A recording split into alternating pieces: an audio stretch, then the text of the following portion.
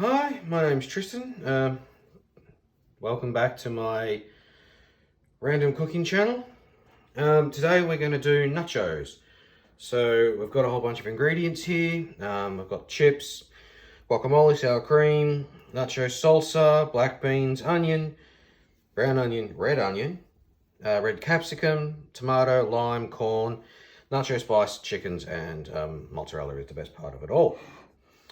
Okay, so the basic plan, we're going to put chips in this bowl, line it with cheese, put it in the microwave for a little bit, 40 seconds or so, just to start slightly melt it up.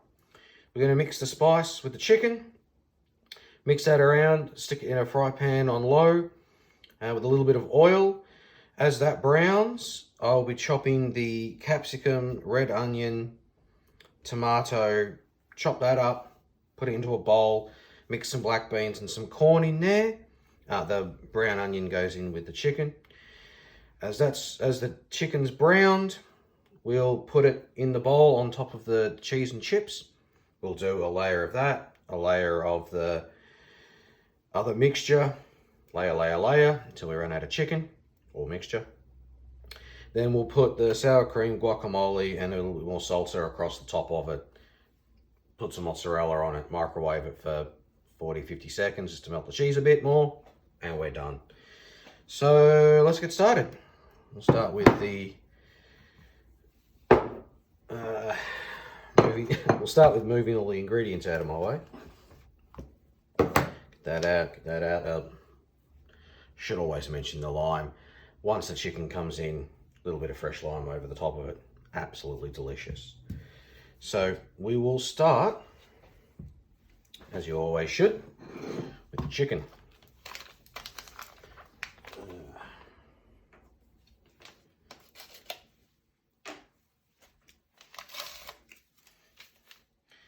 So there are a bunch of different ways to do it. I like to mix a little bit in with a spoon. You can do it with your hands. I've seen people who do it in the pot, in the pan. This is just the way I do it. If it's not mixing too well, you can add a little bit of water into there just to get everything mixed along. But this should be good. Now I use chicken thighs, and for this amount, it's 3 chicken thighs sliced up.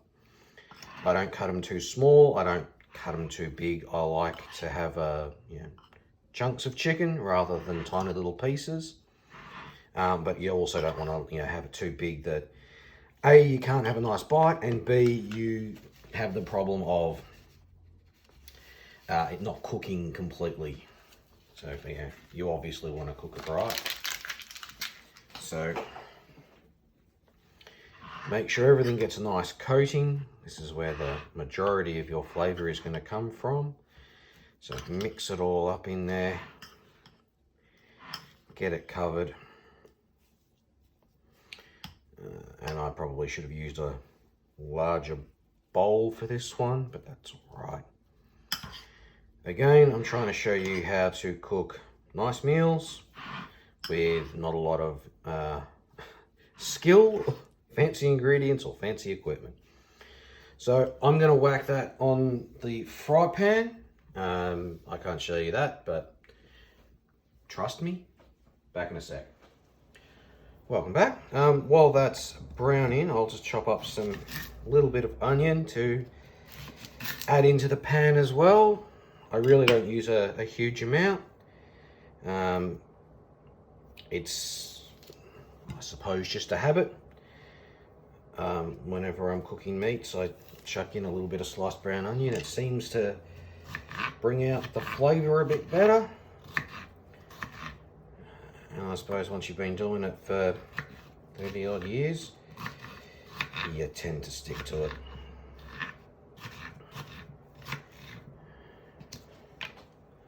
And I'm back. You will notice that I'm not always looking at the camera. I'm looking down at my hands a lot. That's because I like my fingers and I don't want to lose them. So now we're going to chop up the stuff to go in the mix. I don't really know what the proper term for it is in this recipe, so I've always just called it the mix. Ideally, I would also have a bit of salsa verde in here, but I have been unable to find any. So we're making do. I chopped the tomato up as fine as I can. Whack that in. And of course the dimensions of your slices and your quantities will change depending on how many people and what you're going to be using the meal for. If it's just for yourself, or if you're making it for 20 people, you know, maybe slicing it up this small is going to be a little bit tedious, and you might go a little bit larger. So now I'll do the capsicum first. So if you've watched the ratatouille video, this is the leftover capsicum from that. I do tend to cook in a way that hopefully means that if I'm using an ingredient I don't always have, or that spoils quickly for one recipe, that the rest of the recipes that I'm planning also include that, so that I don't end up wasting too much. So again, we slice relatively small here.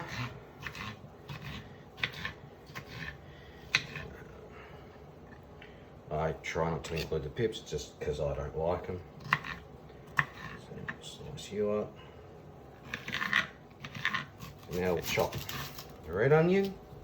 I'm just going to stir the meat, and I'm back. So, same as every other onion, take off the outer skin. It's not always the nicest. And then slice it up small, just like the tomato and the capsicum.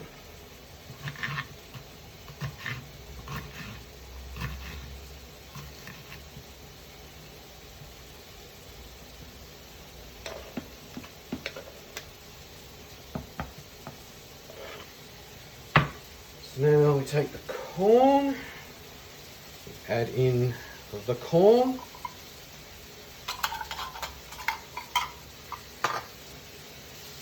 and we add some black beans. You can probably hear the chicken cooking away in the background there.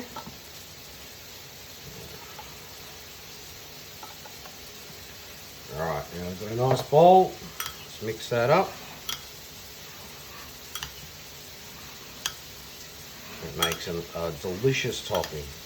As I said, usually there'd be some salsa verde in there as well, but we make do. Okay, now we'll do the chips.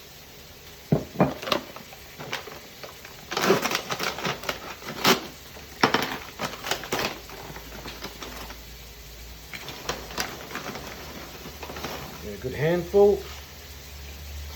And there is probably an art to this. I do not know it.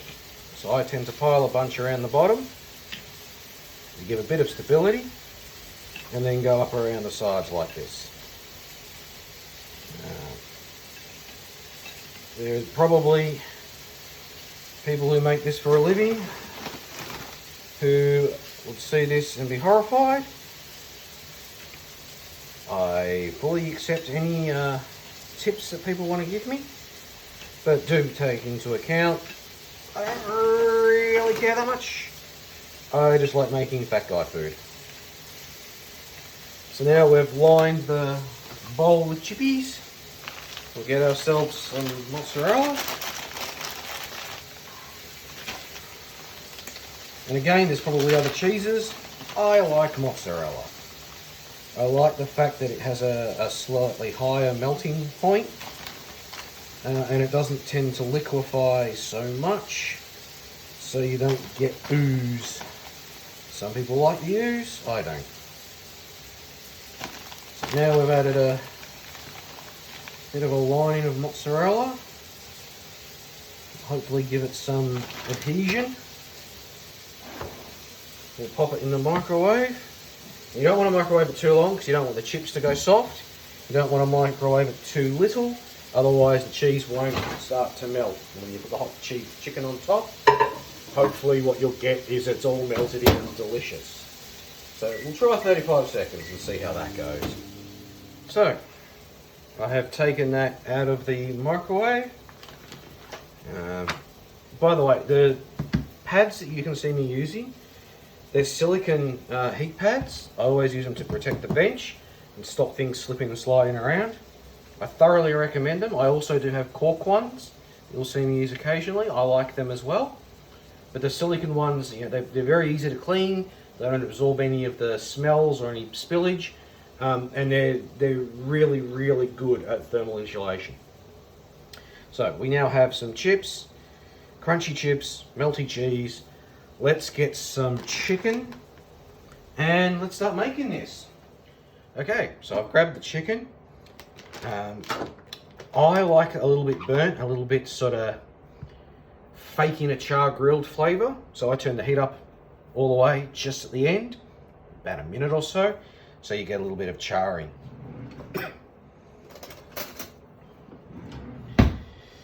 Okay, let's get some chicken in here. This isn't a serving for a small person. This is a big guy serving. So you may want to make it for 2 people with these quantities, or reduce the chicken, or make 2 meals. So we've got a bed of chicken there.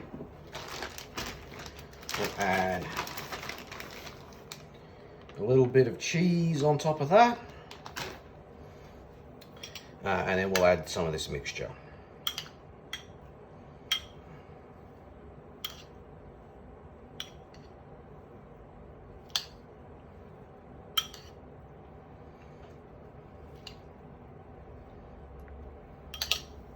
There we go, and now always be careful of your fingers. And if you're not confident with a blade, don't do what I just did. I put a big generous squeezing of lime over the top of that, because I like lime, so I tend to use quite a bit.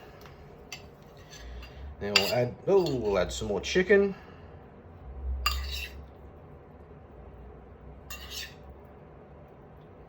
There we go. So we'll bed that down a little.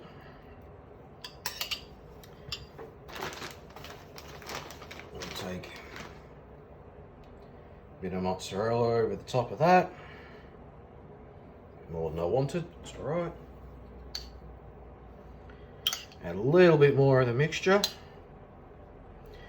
And we added quite a lot down below, so I just sort of sprinkle it around on top.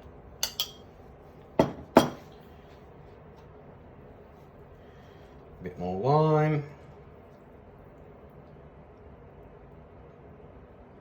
So I really do like lime. Obviously, if you're not as big a fan, have a little less in there. And now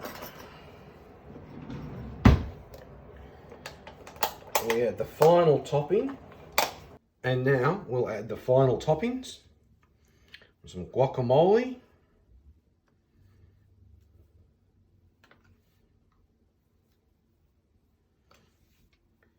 Lots of lovely guacamole.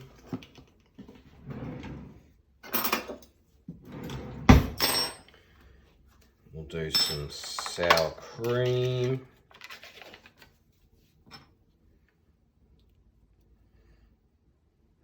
It's always tempting to do a huge amount of sour cream, but as nice as it might taste, it's not the healthiest thing in the world. So I tend to just use a little bit down the middle there.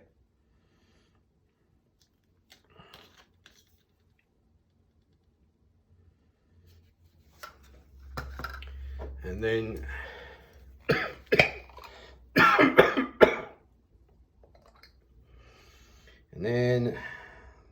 the nacho salsa. And I add quite a bit of this. It's a bit disproportionate. And there you go. That's my take on making nachos at home. It's absolutely delicious. It's fairly quick. Although it has a lot of ingredients, none of them are particularly hard to get hold of. And Doesn't take a lot of prep. Chop your chicken, brown, chop up some veg, mix, you're done. Have a fantastic day. Bye.